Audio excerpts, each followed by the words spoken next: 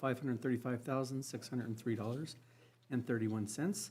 The Elan credit card in the amount of $1,898.41. A manual check in the amount of $11.92. Payroll and liabilities for the 10/8/2021 in the amount of $222,190.98 for a total claims to be paid of $759,704.62. Second. Councilmember Pronto made the motion, seconded by Councilwoman Salisbury. All in favor say aye. Aye. Aye. Motion passes. Is there anything else we need to discuss? Nothing, Your Honor. All right, seeing nothing, I adjourn the meeting at 6:46.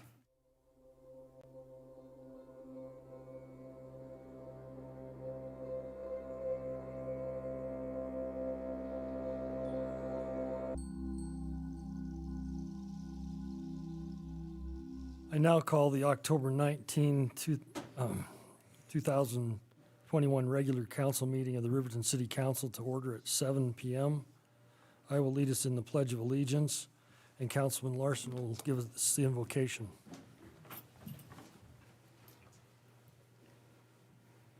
Pledge allegiance to the flag of the United States of America and to the republic for which it stands, one nation, under God, indivisible, with liberty and justice for all.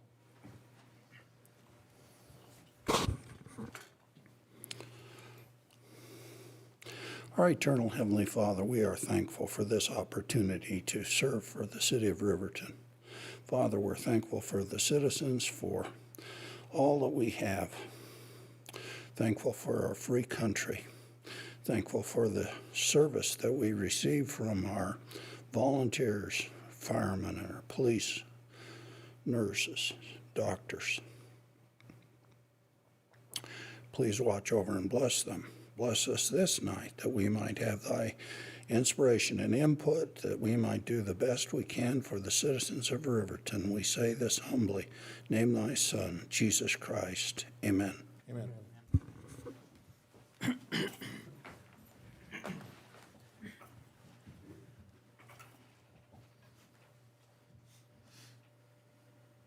Would the Deputy City Clerk please conduct roll call? Yes, Your Honor. Councilman Dean Peranto. Here. Councilwoman Lindsay Cox. Here. Councilman Mike Bailey. Here. Councilman Kyle Larson. Here. Councilwoman Christy Salisbury. Here. Mayor Richard Guard. Here. The chair would entertain a motion to excuse Councilwoman Borders from tonight's meeting. So moved. Second. Councilman Larson has the motion. Councilman Bailey has the second. Any discussion? We wish her well and look forward to seeing her. All in favor, say aye. Aye. Any opposed, say nay. Motion passes.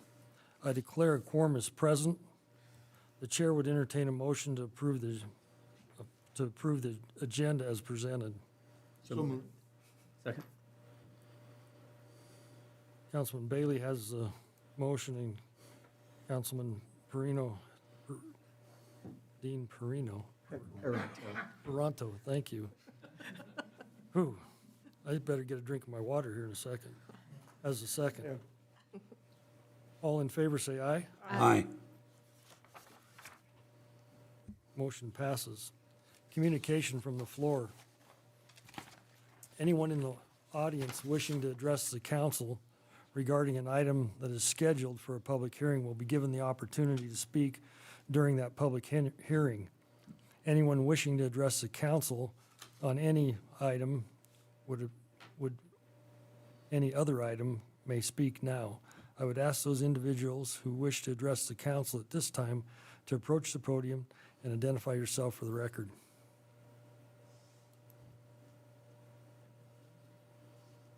Seeing none, we'll move on to the consent agenda. Would the Deputy City Clerk please read the consent agenda item by title only? Yes, Your Honor. Approval of the minutes October 5th, 2021 regular council meeting. Approval of the minutes October 5th, 2021 executive session. Approval of the minutes October 19th, 2021 Finance Committee meeting. Approval of the Finance Committee recommendations for October 19th, 2021. Approval of the municipal court report for the month of September 2021. And approval of the plat of Polson Estates subdivision, Lot 4, re-subdivision, and the petitioner is Travis Barton. Are there any items requiring further discussion?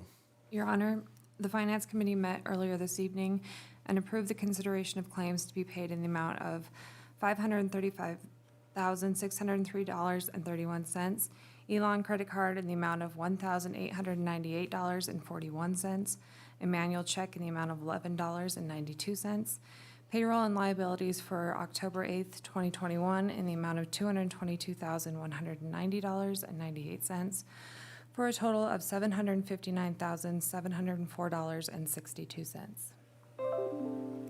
Thank you. The chair would entertain a motion to approve the consent agenda items as presented. So moved. Second. Councilman Larson has a motion.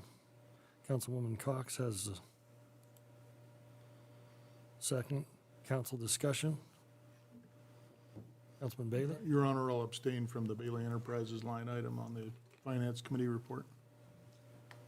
Mr. Chair, I'll abstain from any warrants to traveling computers. Thank you.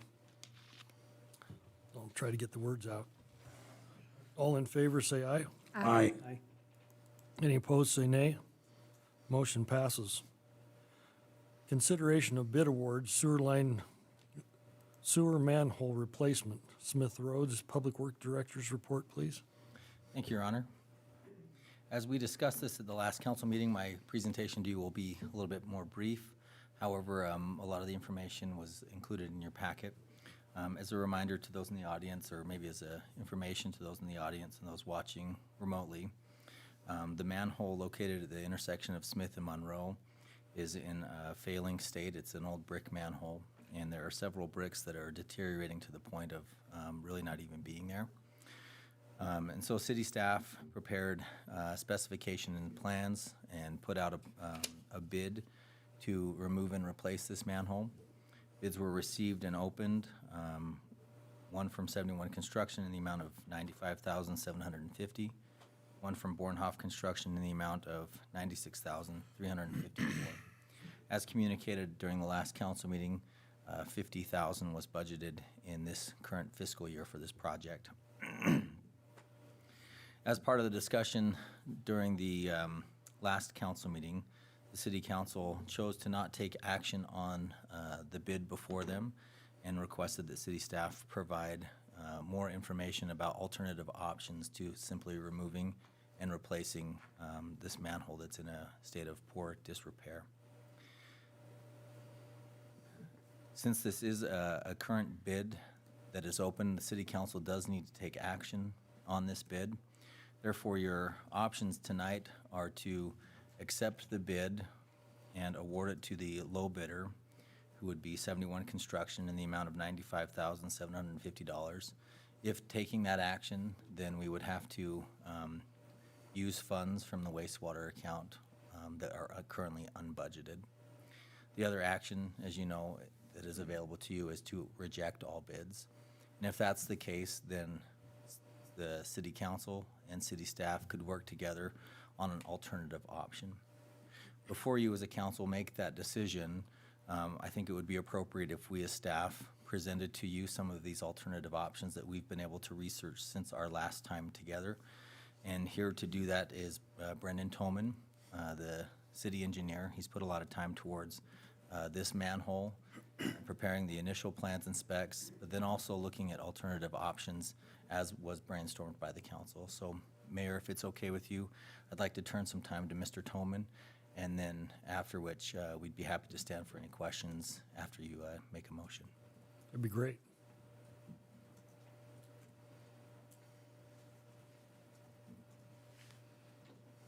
Your Honor, Mr. Mayor, thank you. Thank you, council, members of the council. We did take some time, as Mr. Butterfield said, and researched a few of the options, many of them brought up by this council. So I wanted to go through a few of those options. I think three of them, and the first three were ideas that were brought up by the council. There's a couple items here to take into consideration as well. This is, while there are many sewer manholes in town, this is about the second manhole away from the wastewater treatment plant. So it's a little bit more of a priority. It's not the main line into the plant, but it's the runner-up to the main line, so an 18-inch main coming through there. Our main lines are usually 36-inch and 42-inch, so through town.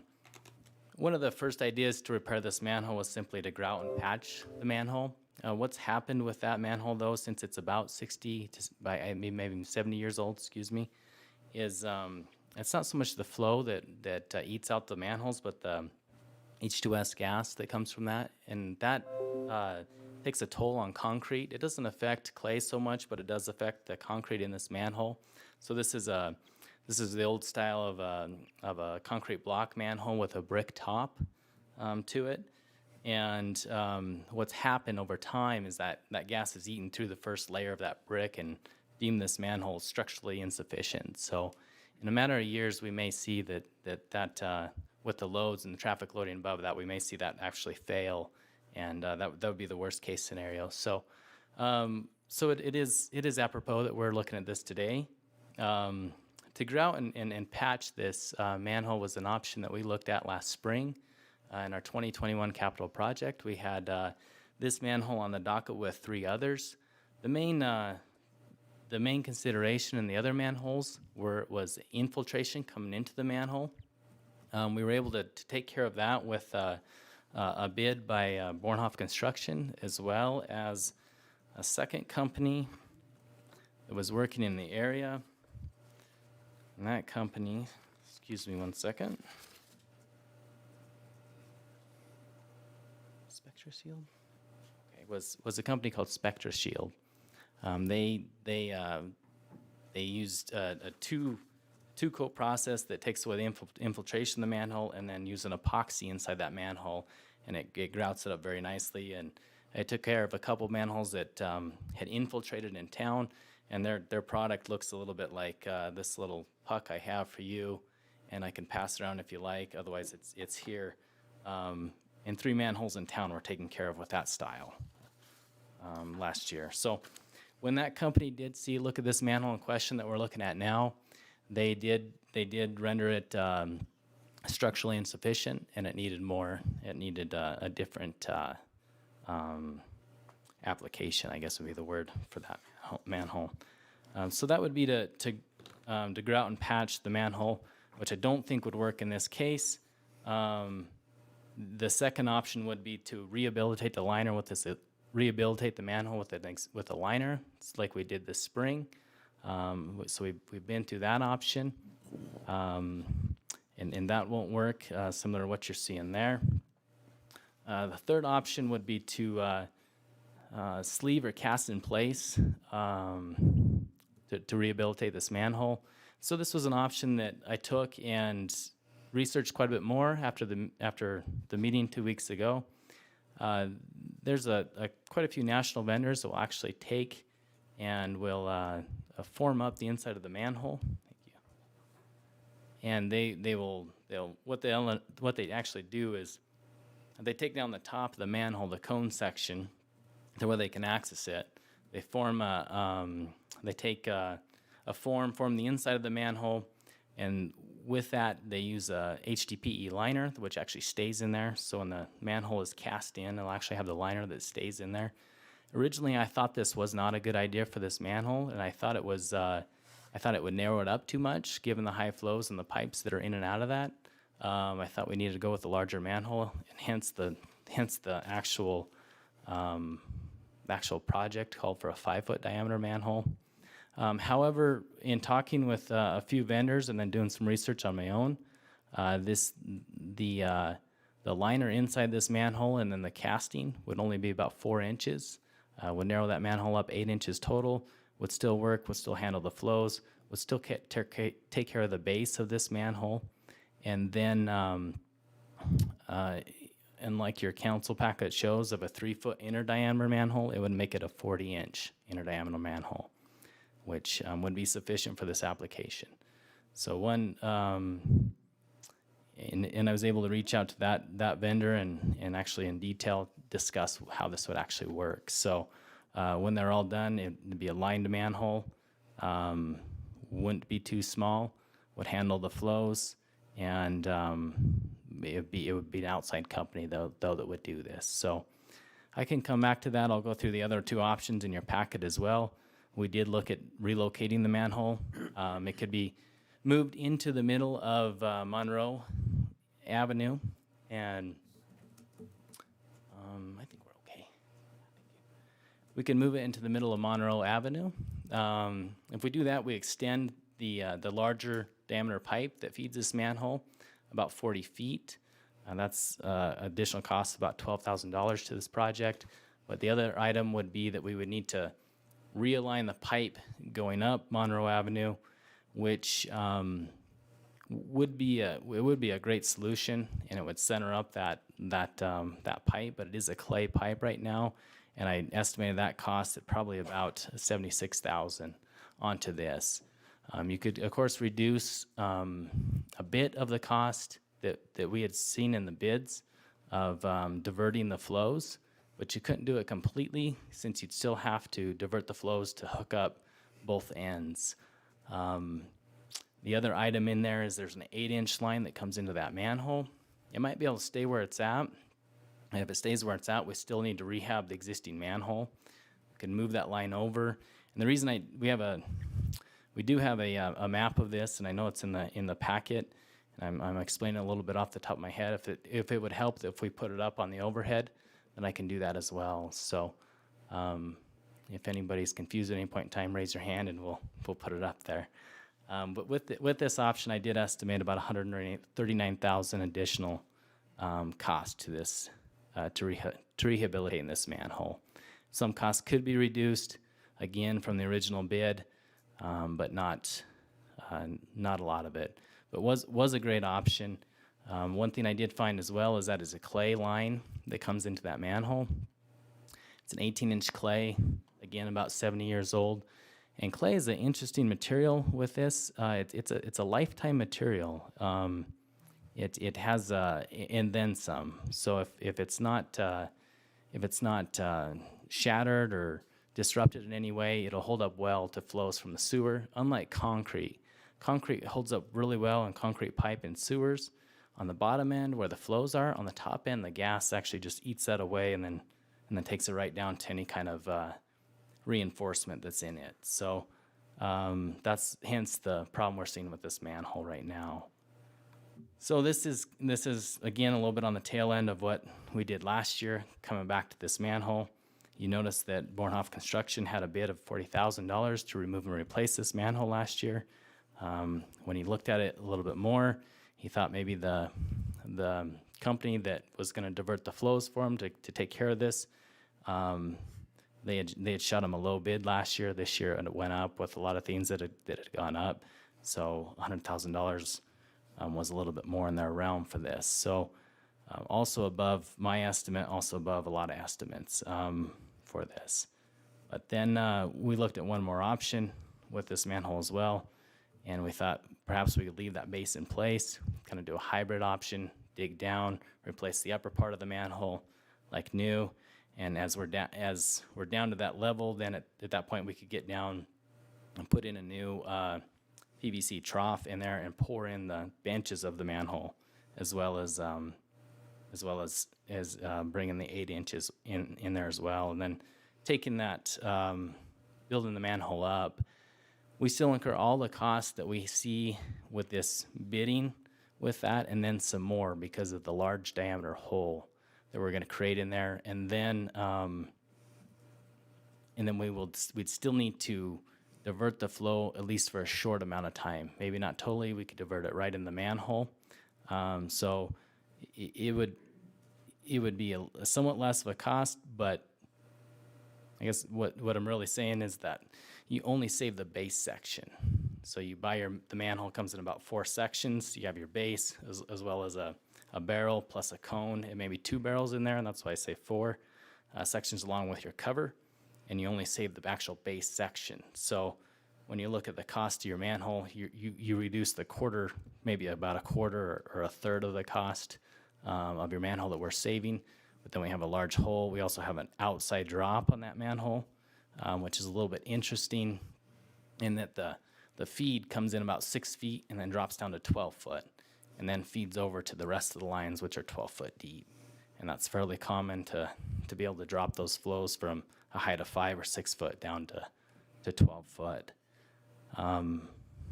So that being said, there's a few options for you.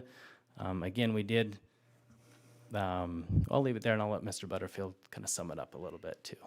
So, I was hoping he'd take it all the way. Your Honor, Brendan, as you can tell, is a great asset to our city and specifically our department. He does a wonderful job. And especially in short order, I think he's done a great job researching these options. If I were to look at these alternative options, I would probably say 3 are viable. One is this company that Brendan researched that would basically pour in place that concrete liner, so to speak, with a polyurethane exterior that's welded there. We think, and I think from our initial research, have found that that will solve the structural problem and then also prevent the further corrosion.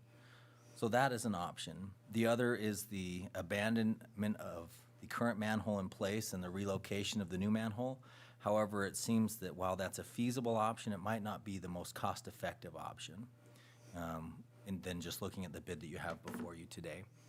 And then obviously the other option would be accepting the bid. So while there are these alternative options, the grouting option doesn't seem to solve our structural problem. It seems to be a short-term solution. The lining option, which worked well for a lot of our manholes last year, aren't going to solve the negative pressure that you have on the sides of the manhole and really not help us structurally. So with that, we'd be happy, again, to entertain any further questions. But I think from a technical or engineering standpoint, we can accept the bids as they are, remove and replace, or we can reject the bids and explore these other 2 options, which would be that cast in place or the abandoned in place and installation of a new one. So thank you, Your Honor. We appreciate this opportunity to provide this information. Thank you. Thanks, Brandon. Appreciate it. absolutely, thank you. So, anybody got a question? Wow. Yeah. Kyle?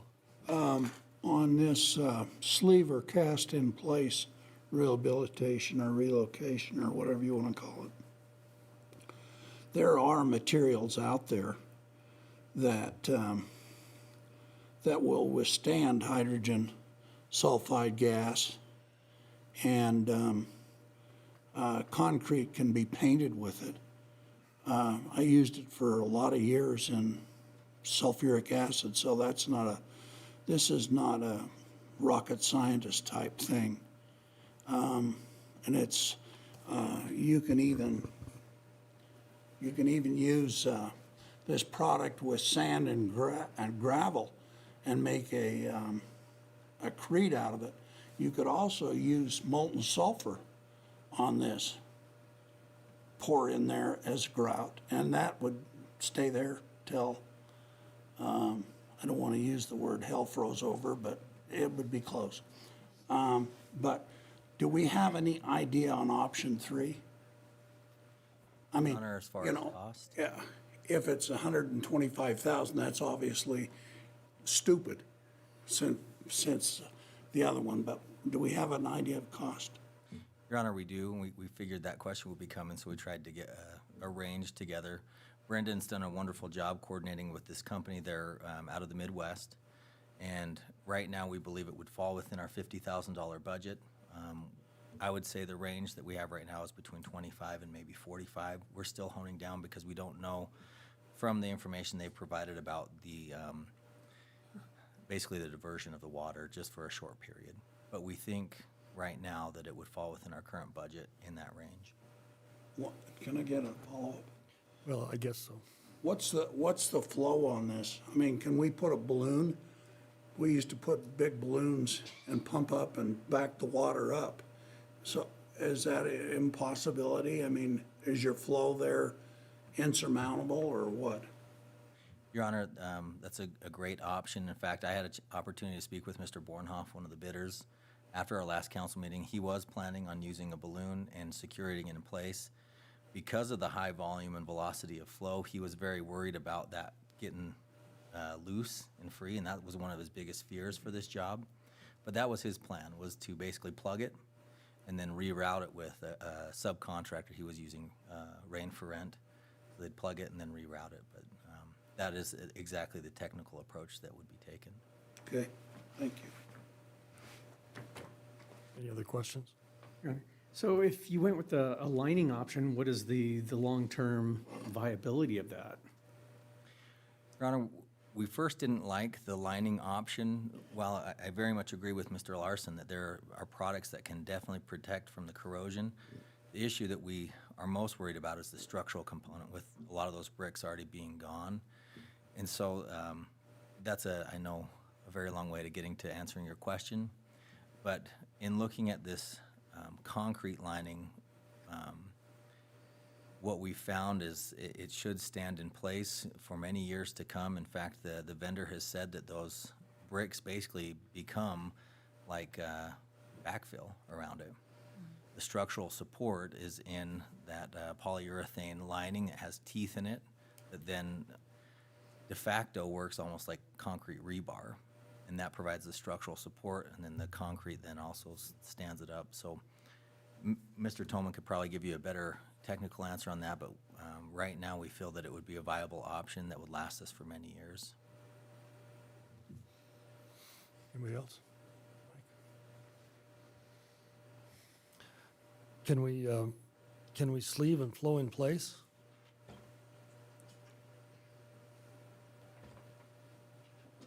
Your Honor, with this option, you can.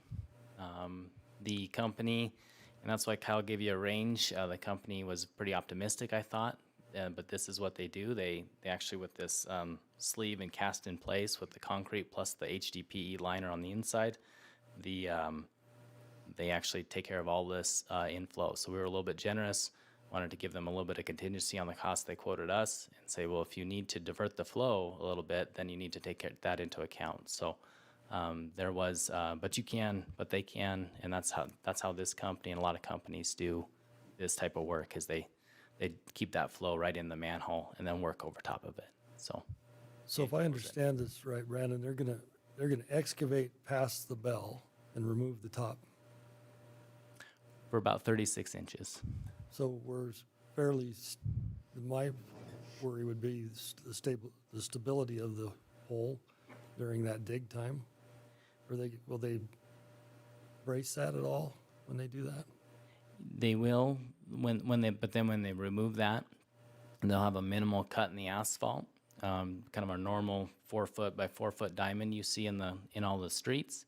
They take that out. They can dig down. It's not very far, but at that point, it kind of takes away that top weight from that manhole. So it actually is more stable once the cone comes off that, and that's the individual bricks on these manholes that'll come off. So they do support all that. Yep.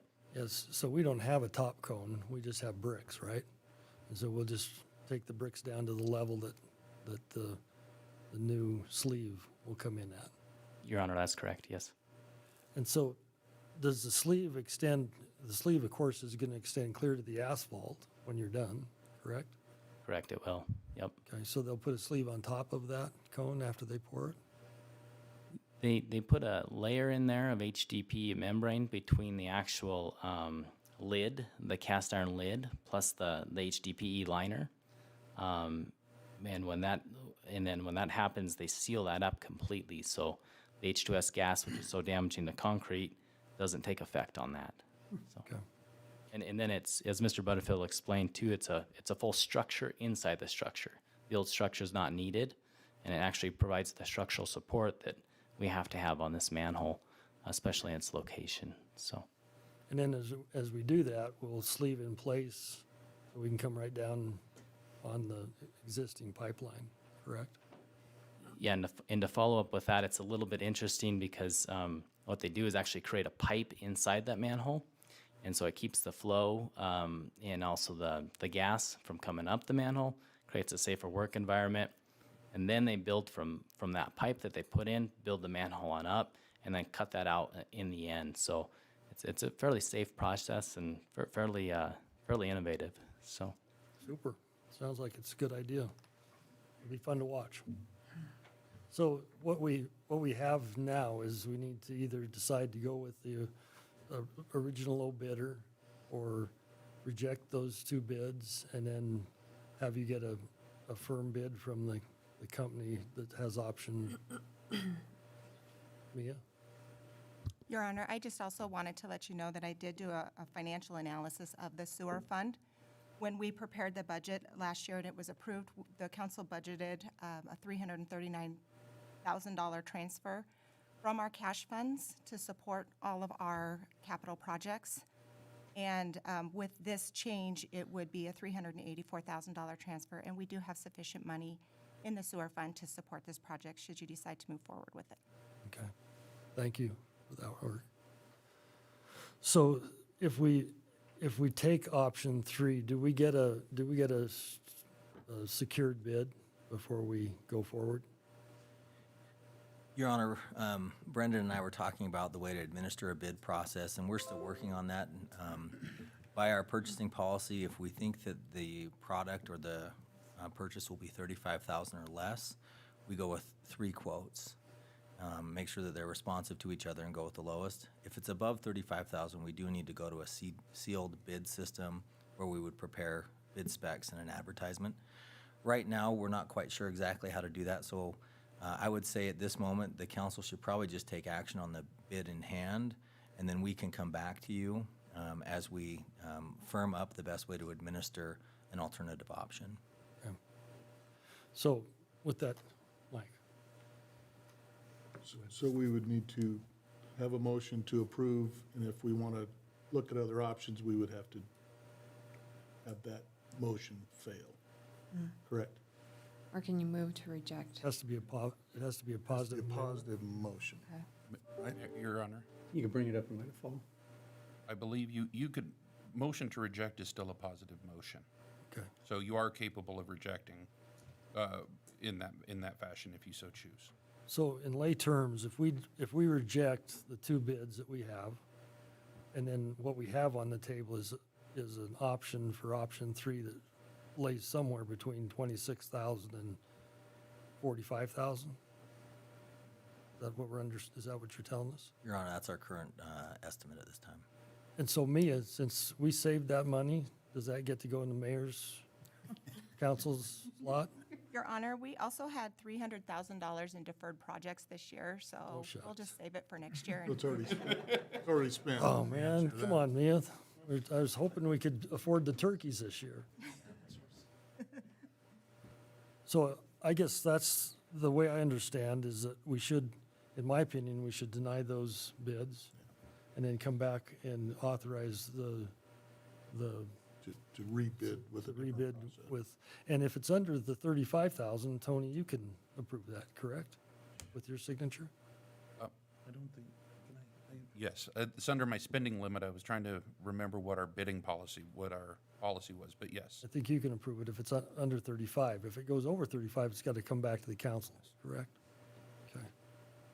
We have to bid it. So the chair would entertain a motion to reject the bids from 71 and Bornhoff Construction.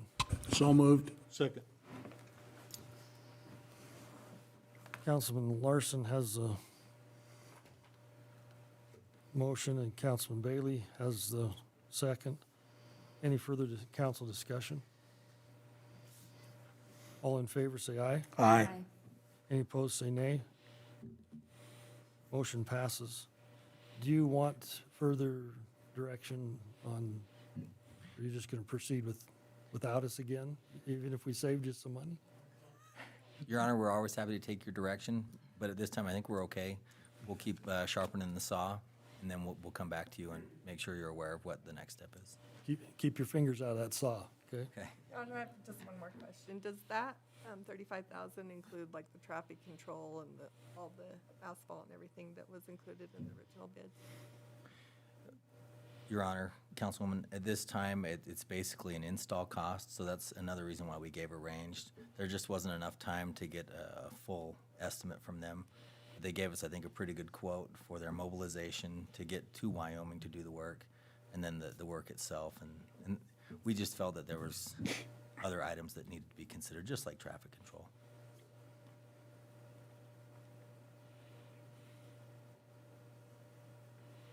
Your Honor, quick question. Kyle, time-wise, do we still have time this year to start this project, or is this spring?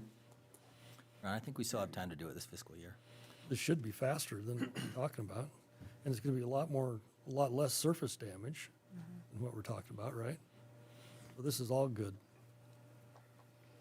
Appreciate it. Thanks, Brendan, Kyle, appreciate the information.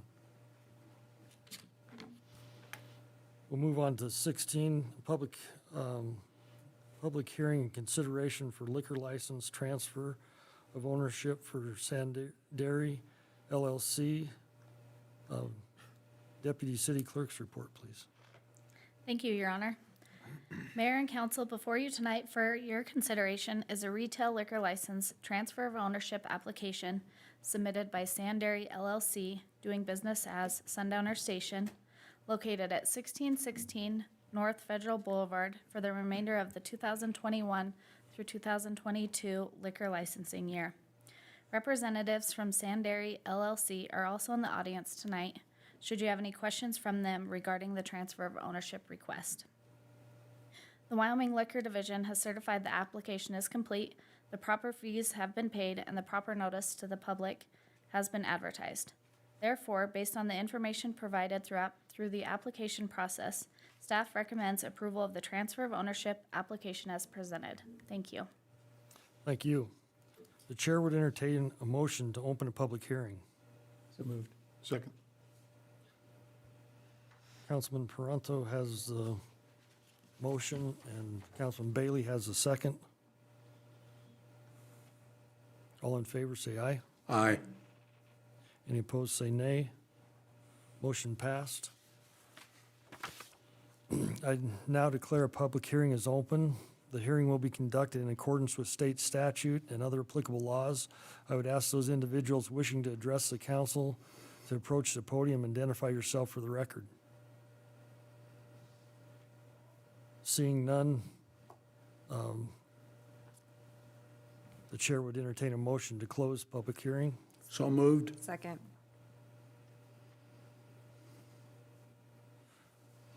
Councilman Larson has a motion. Councilwoman Cox has a second. All in favor, say aye. Aye. Any opposed, say nay. Motion passed. We're now in public hearing. The chair would entertain a motion. We are not. We're closed public hearing. If I would read the letters right, we'd be all right. Chair would entertain a motion for the approval of a liquor license transfer of ownership from SANDERI LLC, doing business as Sundowner Station. So moved. Second. Councilwoman Cox has a motion. Councilwoman Salisbury has a second. Any further discussion? All in favor, say aye. Aye. Any opposed, say nay. Motion passed. Thanks, gentlemen. We appreciate you.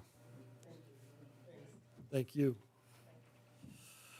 Consideration of ordinance number 21-01. What's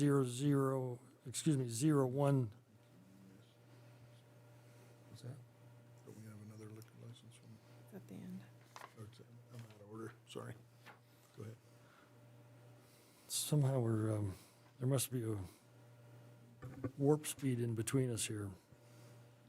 Consideration of ordinance, we're at item 11, consideration of ordinance number 21-010, second reading, amending water meter ordinance. Would the deputy city clerk please read ordinance number 21-010 by title only? Yes, Your Honor. Proposed ordinance number 21-010 on second reading. An ordinance amending Title 13, Public Services, Chapter 13.08, Water Service System, Section 13.08.320, purchase, installation, etc. by city, and section 13.08.330, property of city, of the Riverton Municipal Code, and repealing all ordinances or parts of ordinances in conflict therewith, and providing for an effective date. Thank you. The chair would entertain a motion to adopt ordinance number 21-010 on second reading. So moved. Second. Councilman Peranto has a motion. Councilwoman Cox has a second. Further discussion? Your Honor? Mike? And again, I apologize, I was gone last time. So basically, this is just making it to where the property owner would just buy the equipment needed as opposed to the city buying it and then charging the customer for it. Okay. And then what about, are our meter reading devices, is that something special that we have to approve a specific one? I mean, where does that fall in with our, proposed new reading system that we've talked about in the past going to? We had that discussion, and we hope we came up with the idea that we would get a spec that everyone would buy the same equipment so that the city could keep the same spare parts and batteries and those types of things available to fix those items. Because they will have batteries that go out and those types of things. Is that correct? Yeah. Yes, Your Honor. It says right here, the shall meet specifications of the city. Right. So what we're trying to do is put this, the building contractor, if you will, the purchasing agent, and he goes to the city and says, what kind do we have? And we say, we're spec'ing out X, Y, Z, and here are your places to get it, or whatever, go get one. And so then our meter readers read that particular one, and that stops us from warehousing them. Right. So instead of us selling them, Yeah. the city selling them, the plumbing supply house sells them. Yep, So we just aren't the middleman anymore. correct. Okay. Well, and actually, you put in a meter loop is what you put in temporarily, right? And then when the meter's ready and it's weatherproof and dry and not freezing, they can put the meter loop in and then service water. Right. So that we'll try to get that spec'd out so everybody understands that. But you're totally correct. It no longer will the city shelf any of that, and the general contractor and the plumber will have to be They responsible. can figure out where they buy it on their own. Yeah. Well, wasn't a 4-inch like $8,000 or $10,000? And so we're holding a $10,000 item that shelf life on it's forever, and we don't need that. Well, that makes sense. Well, we might need it. Well, they can need it. They can buy it. They can buy it. That's where we're at. So we're saving all this money, huh, Mia? Mia, is that going in the mayor's account again? Your Honor, that would go into the water fund. All right. Any other discussion? All in favor, say aye. Aye. Any opposed, say nay. Motion passed.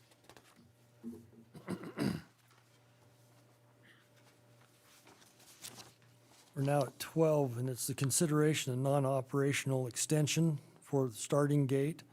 Deputy City Clerk's report, please. Thank you, Your Honor. Starting Gate LLC currently has a retail liquor license located at 1409 West Main Street. The liquor license was approved for the transfer to Starting Gate LLC 1 year ago on October 7th, 2020. While the establishment has been going through the remodeling process, the license has been non-operational since the transfer. Pursuant to Wyoming Statute 12-4-103, the licensee must remain operational or obtain operational status within 1 year. However, pursuant to that same statute, the council may extend the non-operational time period for up to an additional year if the council deems the circumstances of the status to be extenuating. Due to several variables resulting from the continued aftermath of 2020, Starting Gate LLC is requesting a non-operational extension as they near completion of the remodeling project and begin to train staff. Also, Tyler Graves, who's the general manager of the Starting Gate, is in the audience, should you have any questions from him. Thank you. Thank you. Tyler, would you like to speak to us about anything? Could you approach the podium so we can get you on television? So, Your Honor and council members, my name is Tyler Graves, and I am the general manager of the Starting Gate Sports Bar and Grill. So, I would like to start off with kind of nervous. I'm not gonna lie. A little bit nervous. Been a while since I've actually talked in public for a good minute. But we've been working due diligently on the progress of the remodel of the Starting Gate Sports Bar and Grill. It used to be the Spur Steakhouse, and as you've seen, sorry about this. Kind of froze up here. Had everything going in the head, and I No was problem. ready to get Take your going. time. We've been working, we entirely gutted the place, and we're working on getting building materials in, and that's what kind of put us behind. And we've been working on talking with potential staff, and I've got quite a few interviews with bartenders and quite a number of things. I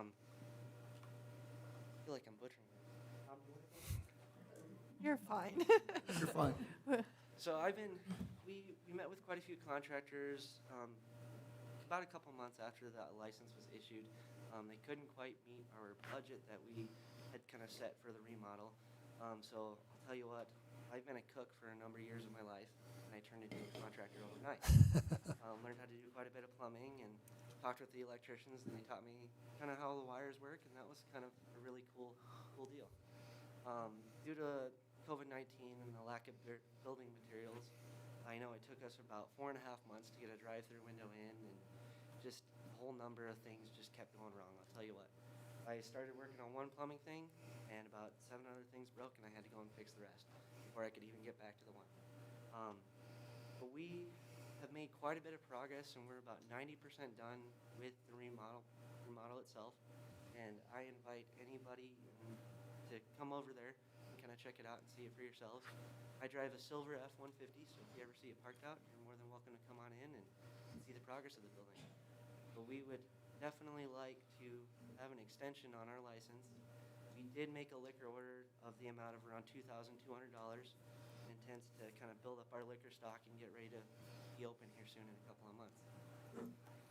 Now that you're a general contractor, do you think $200 worth of liquor will take care of your needs? Drinking, Your Honor.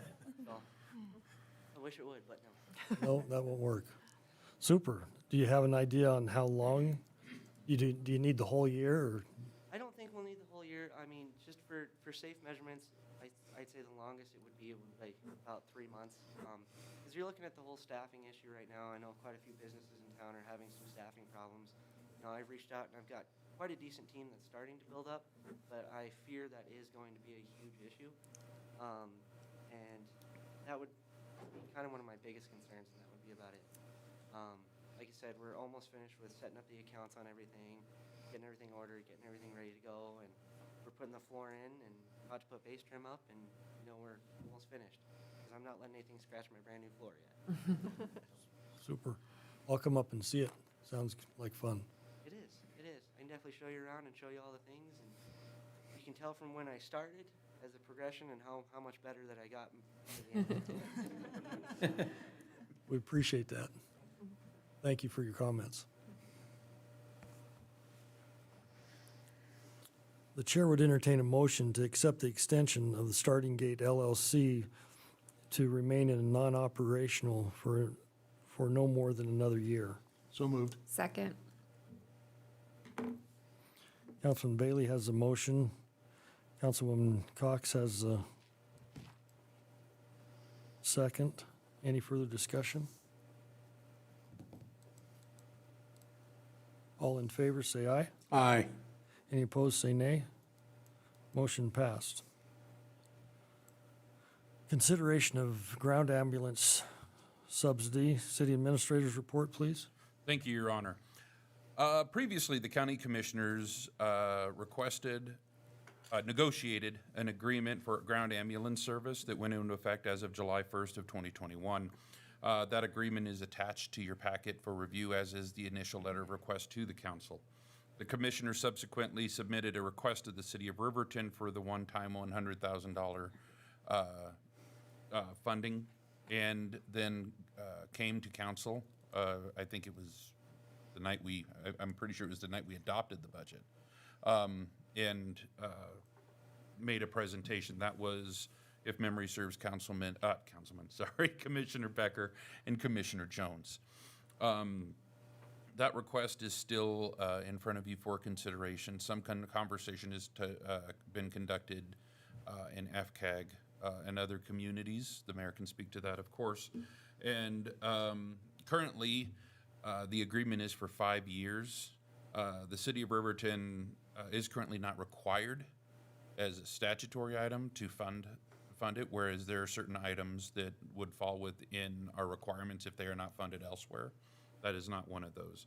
To my knowledge, I do not believe the city has provided funding for ambulance service in the past as a historical matter, and the city of Riverton did not participate in the negotiations that led to the 5-year agreement. At this time, council may consider generally funding as requested.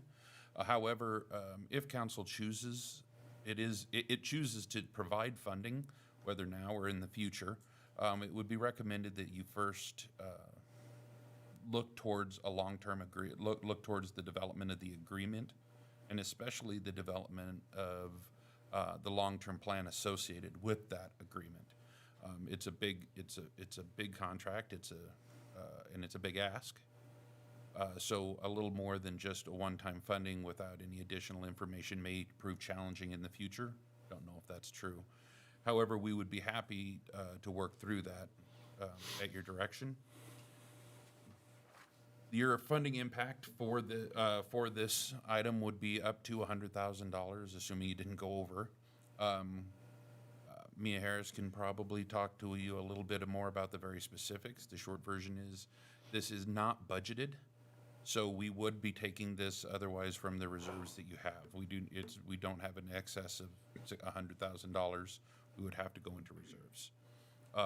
With that being said, Your Honor, we'd be happy to answer any questions that you have or provide any additional information.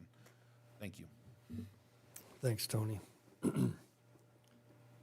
I have a lot of information on this, but you guys may want to ask some questions, Kyle. So legally, the city of Riverton is required to provide what by statute? Sewer, water, police, and sanitation. Those items. Your Honor, if I may, there is, to some extent, we have requirements on animal control. We do that through PAWS, which is more to my references. There are certain items that if not taken care of elsewhere, but there are certain animal control items, but to the mayor's point, that does fall under police powers more than it does anything else, but it is one of those specific items that we contract elsewhere with and are lucky to do so. So, and your statement is we have never provided subsidy for ambulance. How was the ambulance prior to this handled? Your Honor, Councilman, during the research that I was doing in the recent past, we had not funded ambulance directly. It was paid for either privately, volunteer combination in the past, or through the county commissioners previously. So it was property tax. Yes, it was through their funding, whatever funding they allocated and distributed. Sales tax. The county gets their funds very similar to us through property taxes, through use tax, through sales tax, and they have always paid for that. In the short term, I think all of us can remember when we switched from the county was running the ambulance service and felt like it was a great burden to have that in-house, and so they desired as a commission to go outside and find a separate private system to fund that. And that's where we came up with American Ambulance Service. the AMR. And so that contract ran for, I believe, 5 years or thereabouts, and found it to be very costly. There's some real moving parts in this that we need to work on and understand better. I don't try to give you the thought that I know all of it, but the ambulances are owned by the county. The buildings are owned by the county. The dispatch is owned by the county. So those items are all charged out to the new company, which is Frontier, and they pay for those in conjunction with the ambulance service that they provide. And so there's a necessity for the county to supplement the cost of that to get the service paid. That's, You may want to excuse some of the people in the audience if they don't want to sit through all. yeah, I think Lincoln freed the slaves. Anybody that wants to get the boat and go is welcome. Don't feel like you have to stay. This could get better than what you came for, I'm sure.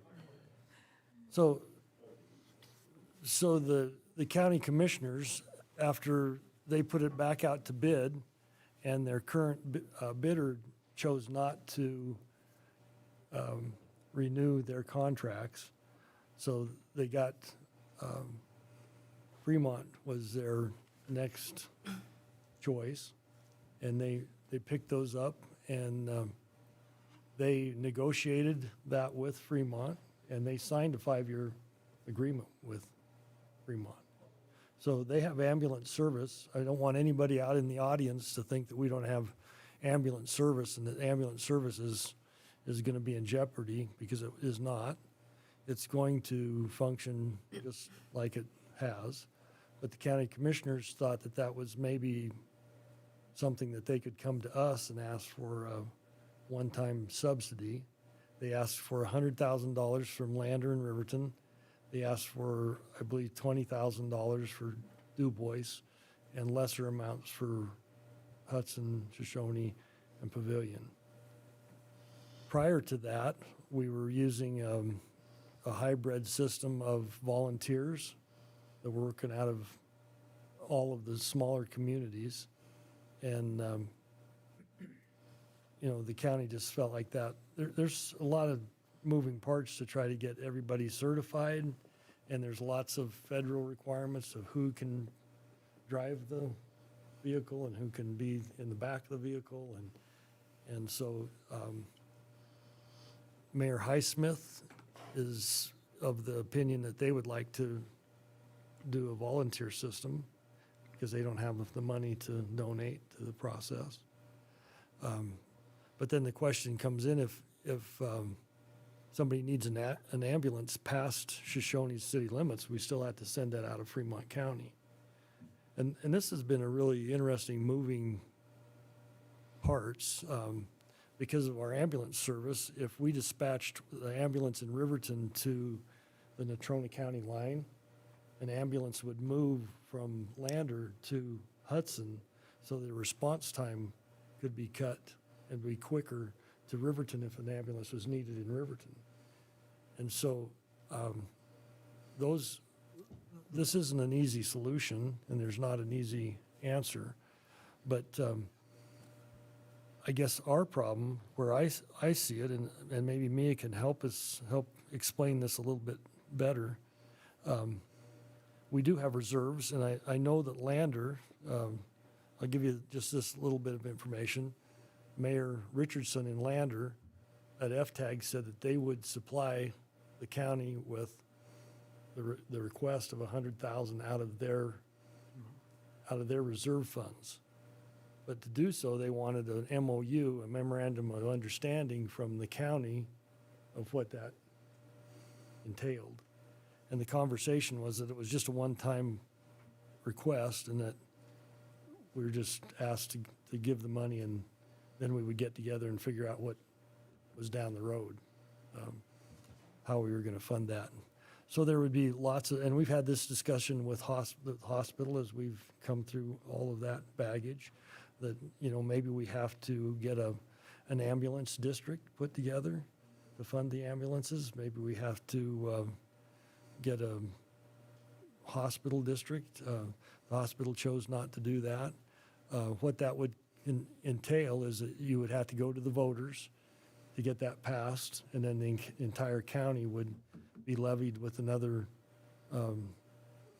half cent, quarter cent, or a mill levy, some Property tax or whatever, yeah. property tax, something, and the county's asking for us to come to the room and get in that conversation to try to figure out a way that we would do that. I just have a question on what other funding resources they have looked at, because they did have the sale of the 2 hospitals. That does not require them to put it back into a hospital. It's a one-time ask. Have they looked at that funding, or have they looked at any of the EDGE funding with transportation, or monies that have not been allocated, or whatever other things have they looked at for funding, if it's just a one-time deal?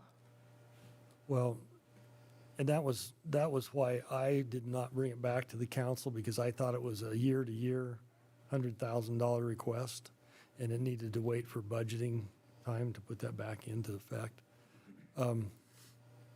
At the last FTAG meeting, Commissioner Jones pointed out that it was just a one-time ask, and they just were trying to get some money to help balance their side of the ledgers. So with that said, I tried to get me to put money in the mayor's account just tonight, and you saw how far that got. And so we need to stay with our budgets, and that's why we have budgets. We do have a surplus, and maybe Mia could explain to us. We talk about a surplus like it's a magic mail drop of money, and it really isn't. So would you explain that to us? Sure. So our investment policy and our cash policy states that we need to keep 18.5% of our annual revenue in our reserves in the event that there's funding issues along the way, or we have some cash flow issues throughout the year. We have right now about $322,000 in excess of that 18%, and our City Hall HVAC unit is failing. And I don't know if any of you remember last year, but it was like a tundra working in here last year as the HVAC system was failing, and it's almost $250,000 to replace that. So we're gimping by on what we have right now, but we are trying to hold off on spending additional monies in the event that we will need to replace the system sometime very soon. Mike? Your Honor, how much did we cut our budget this year from what it was from the year before? Didn't we cut additionally out of our, We cut the year prior about 20%, between 20 and 25%, which was about 1.3 million. We just scaled back. We didn't spend it, is what we did, but we didn't necessarily have it. So is that a good answer? I guess? Your Honor, and the other, to that same question, when we do the cuts on the budget, we talked about, it was already pointed out previously, we have $300,000 worth of immediate cuts right there of projects that were postponed. So it's not as if, so a lot of the time when we ask how much we cut, we can talk about how much we cut from a previous year, which is, we have that conversation, and then we have to get into the detail of, well, what changed and what did we cut and what was up and down. But comparatively, even when we go straight to budget without looking at the previous years, we end up cutting, the last 2 years especially, we've cut significantly into capital and the like. And as was pointed out, that having a little over $300,000, but a $250,000 machine that we're kind of just waiting on becomes a bit challenging. And I guess that's my point is, over the last couple of years, we have adjusted our budget lower than we would like because of trying to be conservative and making sure our funding came in. So realistically, the $300,000 we're over what we budgeted for may have just brought us back to where we thought we were going to be to start with. So we really are not, it's not like we're just cutting at that one right now. It's like, yeah, we didn't get $300,000 manna from heaven. We just, we conservatively budgeted, and that's why we have money more than we thought we would because we budgeted for lower revenue than we actually had. And like, say, 300,000 sounds like a lot of money until you replace an air conditioning unit, or you have to buy a trash truck or a grinder or something like that. We're not buying another grinder. We put a fire extinguisher in this one, right? Good. Well, and I appreciate the county going through the process, trying to get us better services and stuff. Like, I understand that they're, trying to do what they are, but I'm not sure what the one-time thing is about. Well, let's be reasonable. They're in the same boat we are, right? So their revenues, every once in a while, when you start talking about a reserve, people assume it's like a savings account, and it's not. We just push that same reserve forward for the next year, and that 18.5% is held in place. We don't plan on spending it to catch up the things that a police car may go down, whatever goes down, then we have money to step in with that. So in budgets prior to this, we even pushed police cars. So we didn't have the money at the time to buy a police car, so we pushed that money. We didn't spend it, but we pushed it forward into the next budget, right? Because we still need a police car. Right. And so we do, the reserve, 18.5% is a much larger number than $330,000, but it's still in reserve. And if we dip into that, like Lander did, if we reach in and take $100,000 out of reserve, we put ourselves in a place where next budget, we start at a negative $100,000 on the backside of that. Does that make sense? Me, am I getting any close to? No, you are exactly right. And I also wanted to remind you that we budgeted that we were going to be transferring $492,000 from our cash, or using up $492,000 of what's in our existing cash to just fund our capital projects and operations this year. So we're already dipping into our cash pretty heavily this year. And our budget, I don't know those numbers, and maybe you won't either have them on top of your head, but we went from 28 million to 26 million. Yeah, I actually think we're less than that this year. Let me look real quick. And so that's the other thing that I want to point out, is that we're moving backwards, not forwards, like most everybody else is spending. And that's, in my opinion, that's good business. If we don't have the money, we shouldn't spend it. And so it does put a burden all the way through the system. We do have some relief because Kyle got his water system done, and we don't need to fund his $11 million water fund, but we have all sorts of other. What was our payment on federal? Yeah. Now we pick up our payments to pay for federal, right? Oh, yes, Your Honor, it's about $100,000. That'll be split between the water fund and the sewer fund. So, Our total budget went from $26 million in '21 to $22.6 million this year. thank you.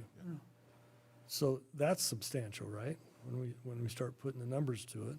And the commissioners really, they are under the same restraint for having their budget approved as we are.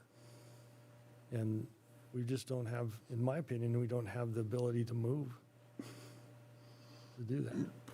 So I would like to be in the room, and I got to be truthful.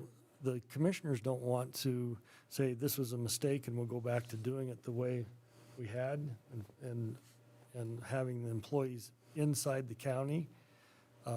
They would still like to keep this privatized, and we talk about that with trash pickup. There's some of us that would like to see trash pickup privatized, and everybody's got an opinion on how that works.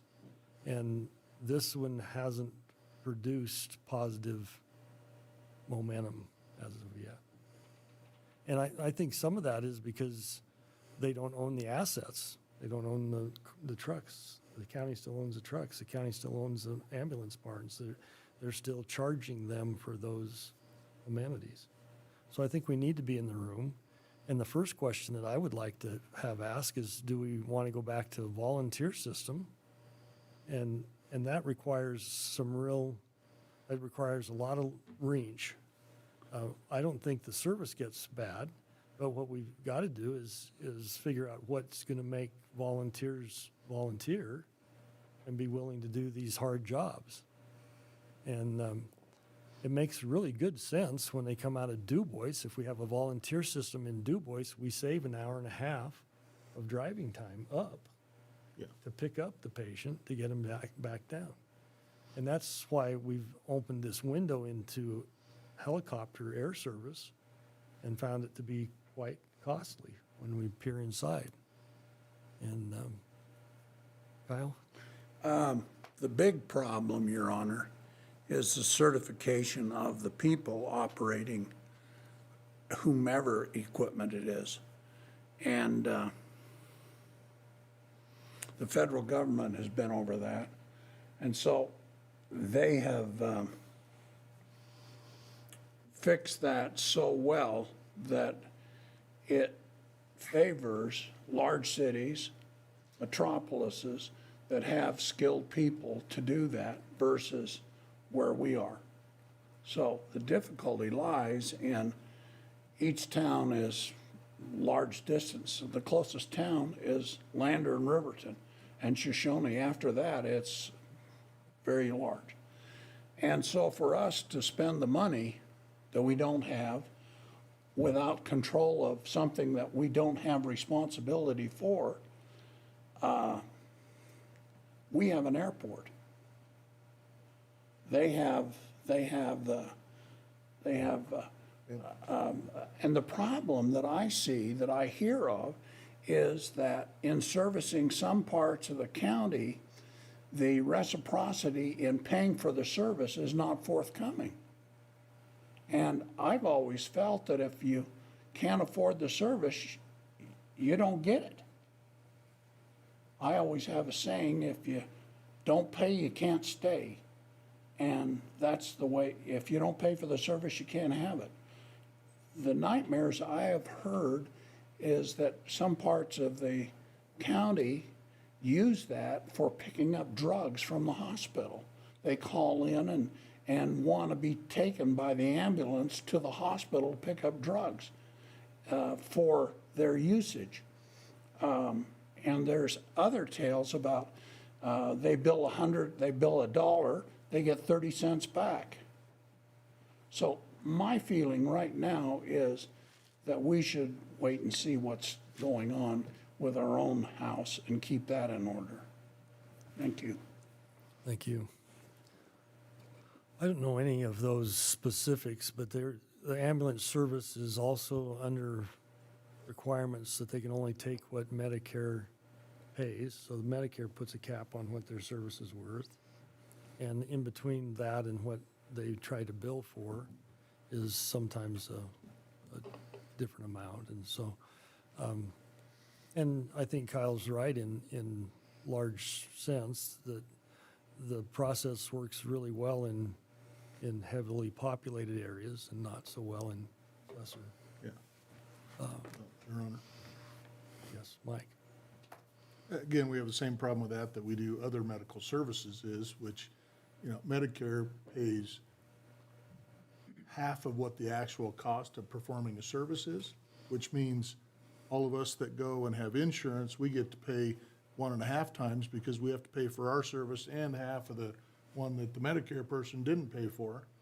And so, again, these medical services end up getting vastly distorted because everybody's not paying their fair share of the service. Okay, when you go to the grocery store and you buy a gallon of milk, you're paying for the whole gallon of milk. Well, if you get to buy milk for half price that I do, that means I got to pay more for my milk than you do, and that's what makes it unfair, in my opinion. And so, along what Kyle was saying is, the people that don't pay at all or get paid on Medicare end up costing the rest of us more. And so I feel like we're already paying for the extra cost of the ambulance service if we have to use it, because either us personally paying or our insurance paying is making up the difference. And I understand, we don't want to make a financial decision based on who gets picked up from a car wreck, but let's face it, we're all paying the bill one way or the other. Well, and we made this move and went to air ambulances. That seemed like it was a good solution, and we have good air ambulance service. And if you need an air ambulance, you're glad to see one show up. And so, Because they don't bill ahead. yeah, you know, they unfortunately for them, they have to do the service and then try to collect afterwards. So you'd be much more willing to pay if you're still bleeding than not. And so I have sympathy for everyone that's in the room, but with that said, you know, can we afford what we think we can afford is why we need to be in the room. And we need to be in the room with smart people like Mia and Tony that can say, yeah, we don't have that revenue. And with that said, the taxpayer becomes burdened with the fact that how many taxes just keep going up and services, maybe in their opinion, just for a quick survey, how many people have gotten an ambulance ride? I never got to ride an ambulance. Anybody else in the room? Ernie? So Ernie's you two are the problem over there, it appears. So, My bill wasn't cheap. yeah, and so most people don't use that until they absolutely have to have it, right? And so it's not a fair analysis to say, well, you're gonna have to pay ahead.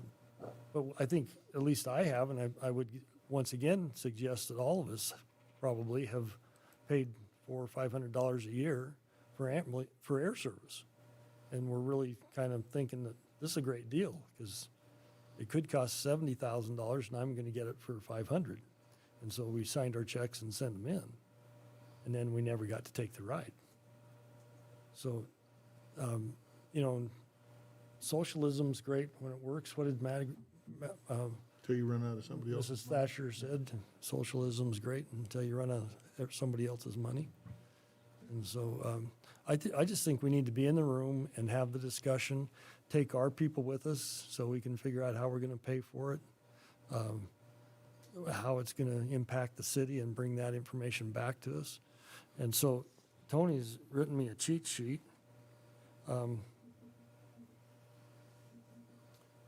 I don't know that we have a lot of options. We could deny the request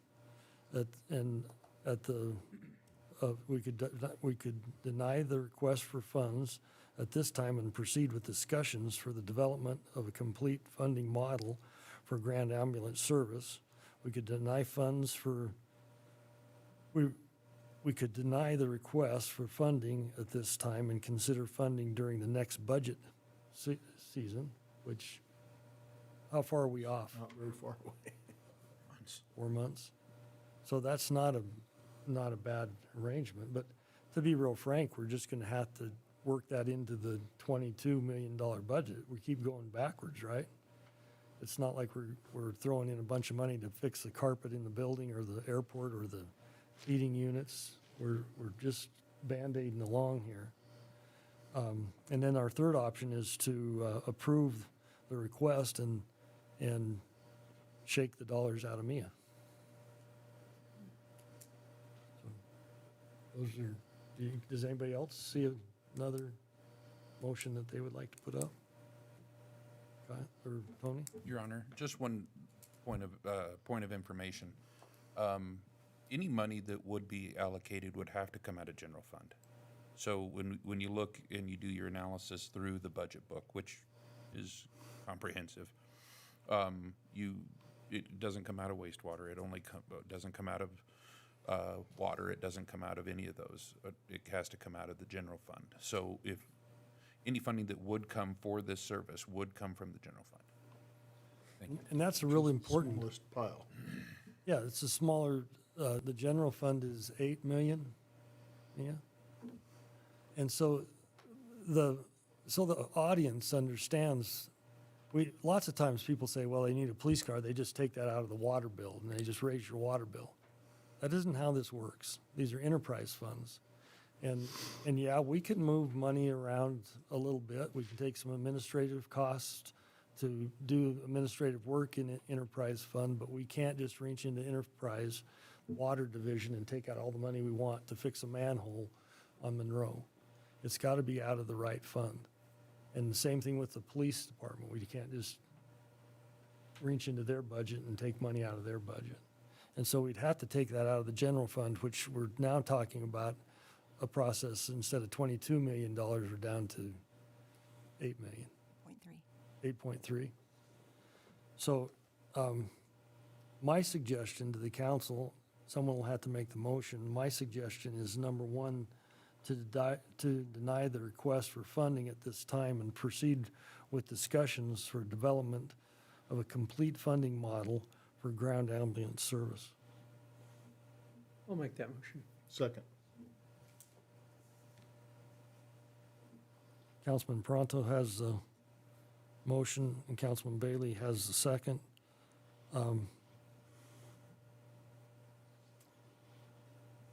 Megan, did you get that motion in its entirety? You want my cheat sheet? I'll pass it to you. Any further discussion? That makes sense to everybody? All in favor, say aye. Aye. Any opposed, say nay. Motion passed. We're now at reports and comments. Council committee reports. Councilman Bailey, could you start us off? Okay. Been a while, I apologize, I missed the last regular city council meeting, but from what I remember, since I've been here before, we did have the Forest Committee meeting that we met here last Friday, I think it was. And again, we're in the process of looking forward to the projects that we want to try to fund for next year.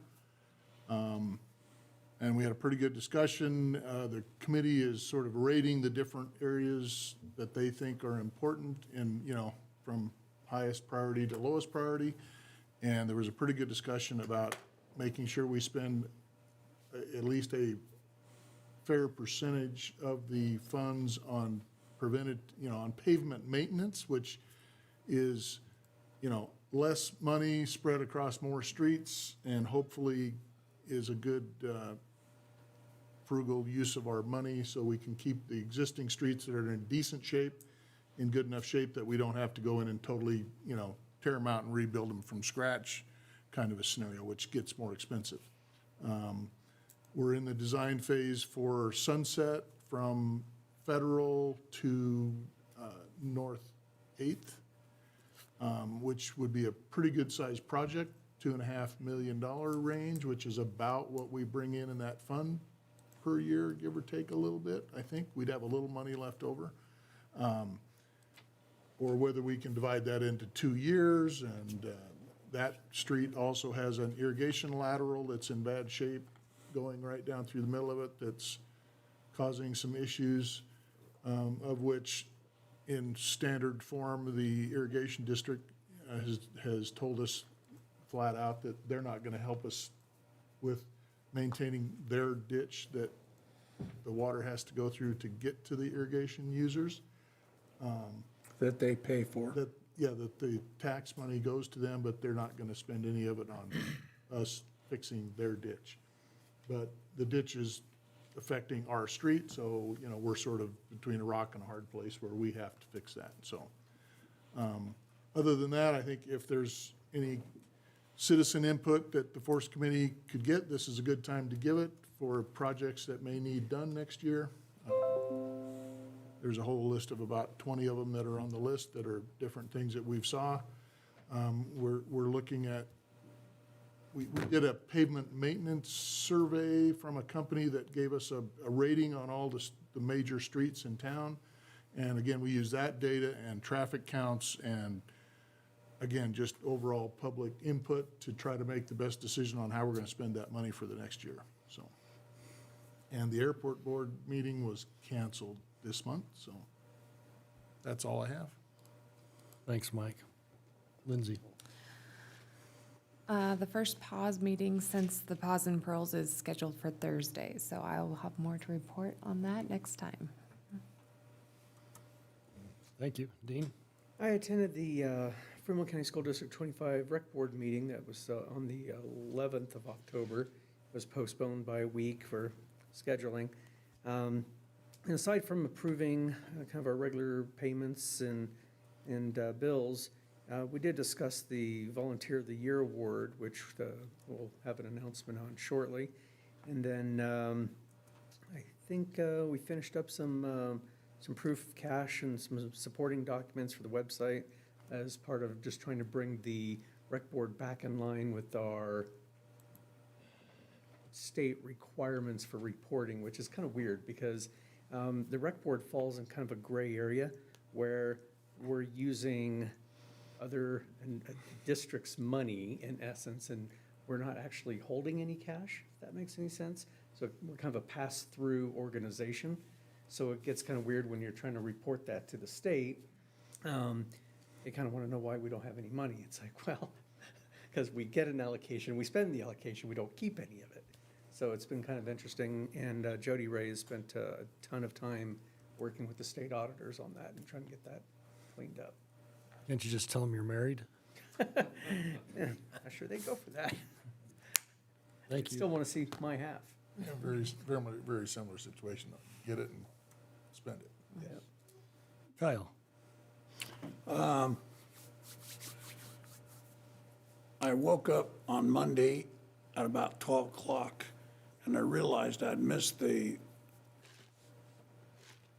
as my wife calls it, anyway, the solid waste meeting, and I called over there in a panic, and fortunately, they had moved the meeting to next Monday, so haven't been there. Tried to get to the airport meeting, but it was canceled, and so all we've got is basically rain, rain, and rain. Thank you.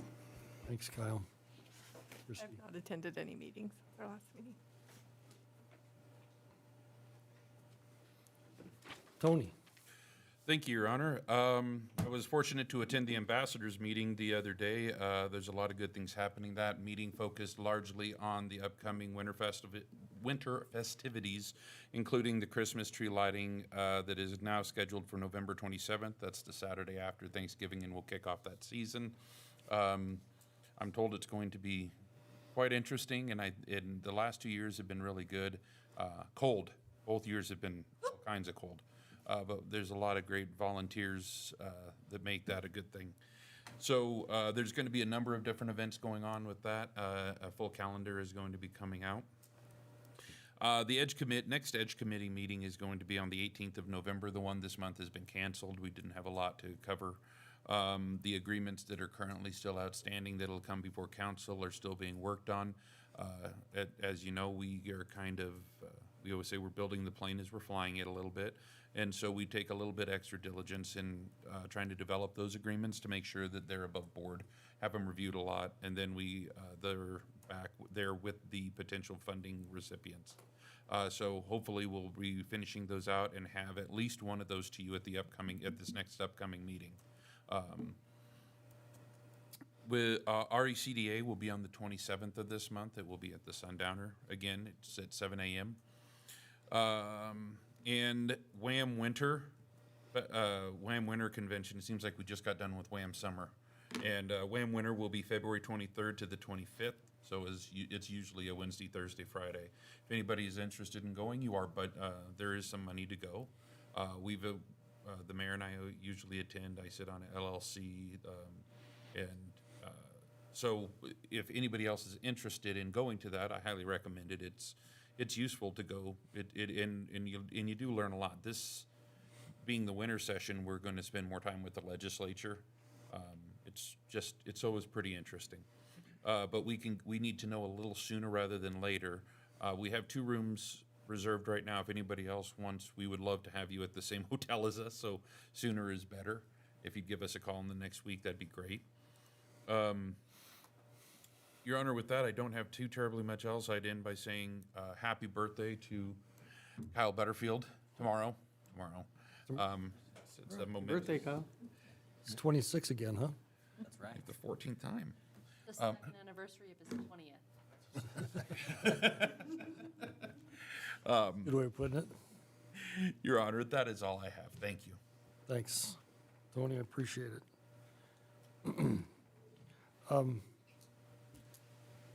We have a brewing problem that probably I can address from the podium for the public in Riverton.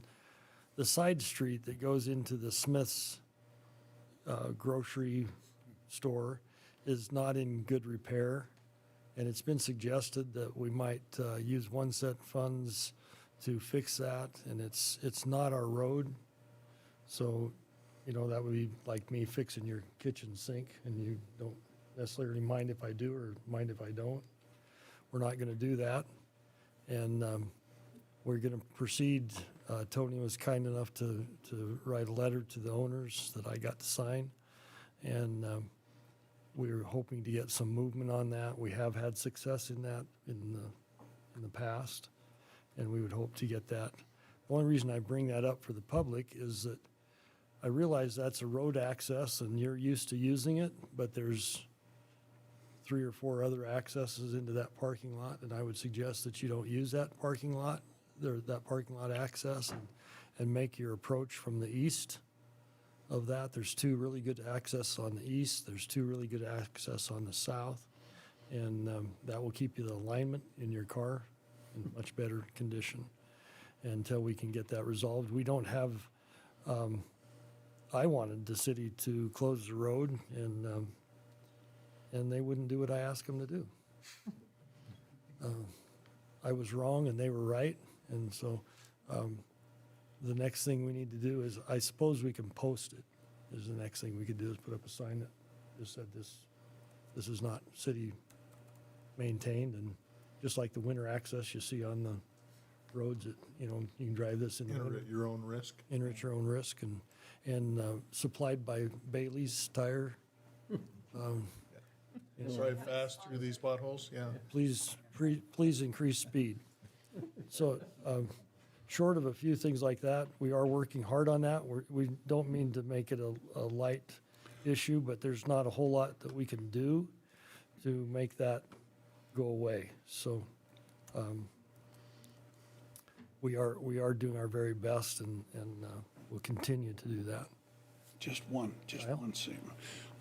The fishing down there behind that old alleyway that we worked on 2 years ago is deteriorated back to where it was, between McDonald's Burgers and Pershing's.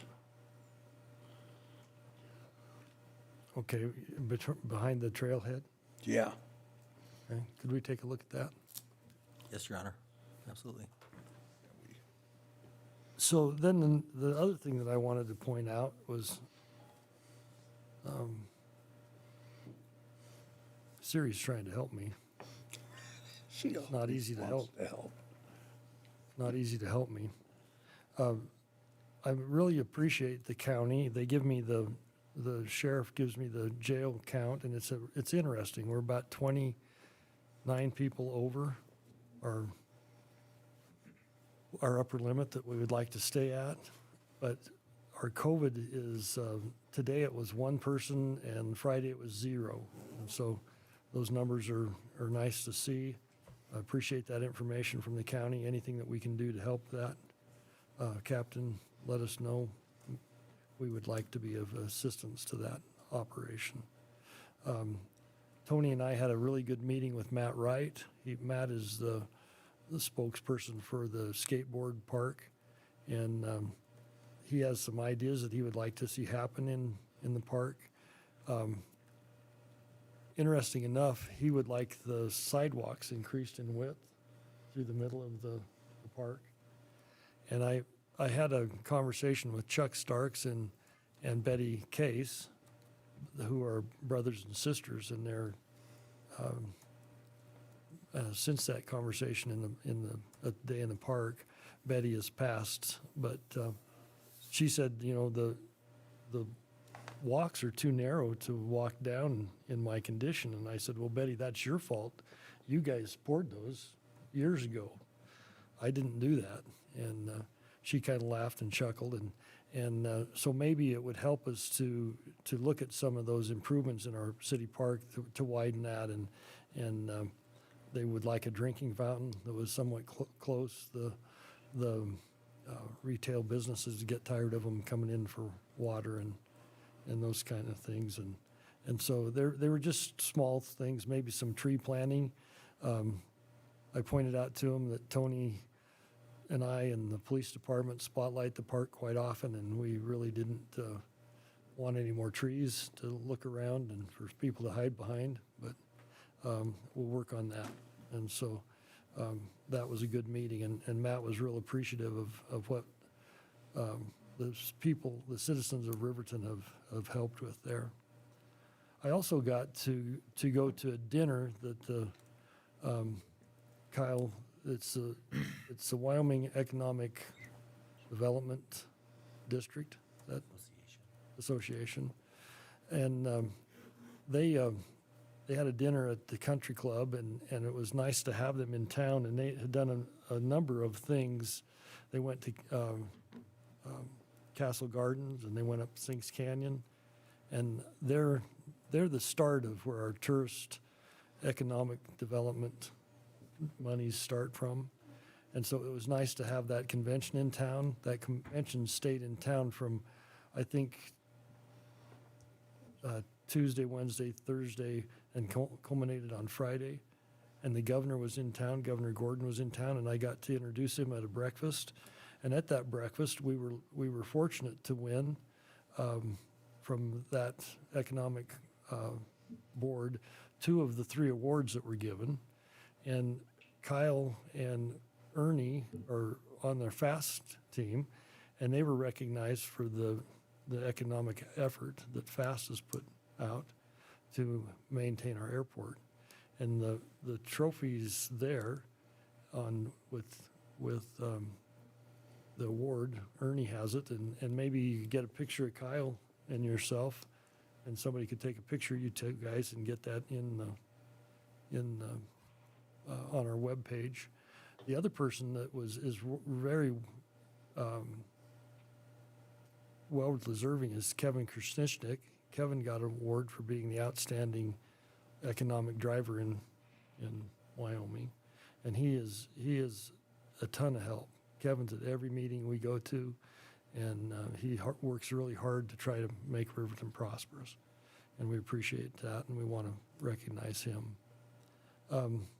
I also was able to sit in on a meeting that is, we changed our representatives to the Wind River Visitors Council, and we had a long discussion about how those visitor dollars are spent and how those affect us. The chamber has received a reduction in pay from about $12,000 that has some things that we're working on.